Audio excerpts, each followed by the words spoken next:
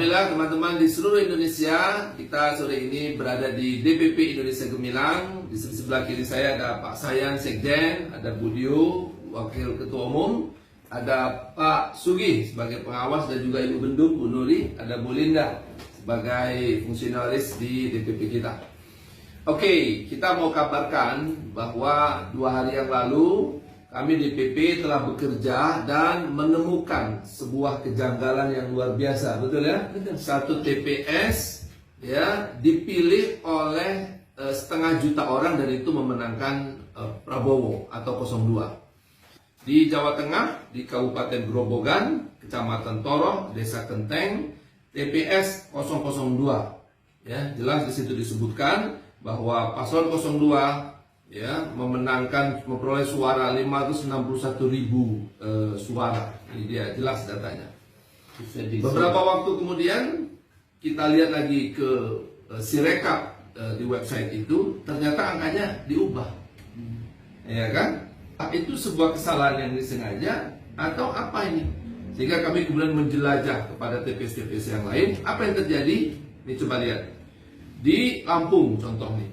Lampung, kemudian Kabupaten Lampung Tengah, Kecamatan Padang Ratu, Desa Kuripan, TPS 003. Coba lihat, ya, data suara dan sah tidak terlihat di sini, masih dalam proses. Tapi paslon 02 sudah memperoleh suara 774 suara. Padahal yang namanya satu TPS itu tidak boleh lebih dari 300. Tapi kenapa paslon 2 mendapatkan suara 774? Lihat ya. Kita lanjutkan. Contoh lagi yang lain. Lampung juga, Lampung Tengah, Gunung Sugih, Seputih Jaya, TPS 011. Apa angkanya? Suara sah dan tidak sah adalah jumlahnya 236. Tapi paslon 02 memperoleh 869. Dari mana angkanya Pak Sugih? Nah, kita lagi lihat lagi. Ya, Lampung Tengah, Bangun Rejo, Sidomulyo, TPS 007.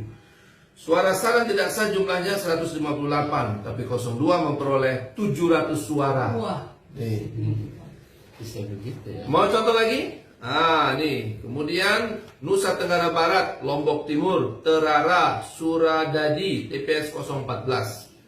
Suara sah dan tidak sah jumlahnya 189, tapi paslon 02 memperoleh 775 suara. Dari mana angka itu kok bisa ada, ya kan? Kemudian Sulawesi Utara, Minahasa, Kawangkoan, kemudian Tondong Gesan 2, TPS 001. Suara sah dan tidak sah jumlahnya 203, tapi 02 sudah memperoleh suara 658. Wow. Nah, teman-teman, kalau ini mau kita baca semua nih, bahwa data yang ada di dalam si rekap KPU itu tidak bisa dipertanggungjawabkan. Bahasa hukumnya adalah berarti data ini mengandung unsur apa? Tidak benar, tidak akurat, dan bisa menyesatkan. Sebab data presentasi yang dimunculkan di situ adalah jelas tidak benar berdasarkan apa yang kami temukan ini. Tentu saja kami belum menjelajah ke semua ratusan ribu TPS yang lain. Jadi teman-teman yang lain juga menemukan hal yang sama. Nah, itu artinya bahwa data yang disajikan oleh KPU di Sirekap ini, di publikasi ini secara resmi, jelas-jelas tidak bisa dipertanggungjawabkan. Memang kata KPU bahwa data ini tidak akan dipakai nanti untuk menjadi ukuran kemenangan. Kalau memang nggak dipakai, kenapa masih dipublikasikan? Coba lihat Undang-Undang Informasi Publik. Coba Pak Sayan tunjukkan dulu apa undang-undangnya. Ya, di Undang-Undang tentang Keterbukaan Informasi Publik, Undang-Undang Nomor 14 Tahun 2008, itu di pasal 7 ayat 2 ditegaskan bahwa badan publik yang dalam hal ini KPU itu wajib menyediakan informasi publik yang akurat, benar, dan tidak menyesatkan. Itu bunyinya. Nah, itu undang-undangnya jelas ya, harus akurat, benar, dan tidak menyesatkan. Lah, kalau dengan data temuan seperti ini, kan jelas menunjukkan bahwa ini tidak akurat, tidak benar, dan bisa menyesatkan. Buktinya apa? Ini sudah dijadikan oleh satu pihak, mereka mendeklarasikan kemenangan. Teman-teman, dalam keadaan seperti ini, ya, Sirekap jelas tidak bisa kita percaya. Lalu mereka mengatakan nanti hitungan manual yang akan dijadikan pedoman untuk mengukur pemenangan. Nanti kalau pada saatnya KPU mengumumkan data manual dan kemudian kelompok masyarakat semuanya membuat data tandingan dan tidak sama, apa yang akan terjadi? Ya kan? Mereka mengatakan, loh, selesaikan dong di MK. Siapa yang percaya pada MK hari ini? Betul? Sudah tidak percaya MK. Nah, itu. Jadi teman-teman semuanya, dalam keadaan seperti ini, maka apa yang terbaik untuk kita lakukan?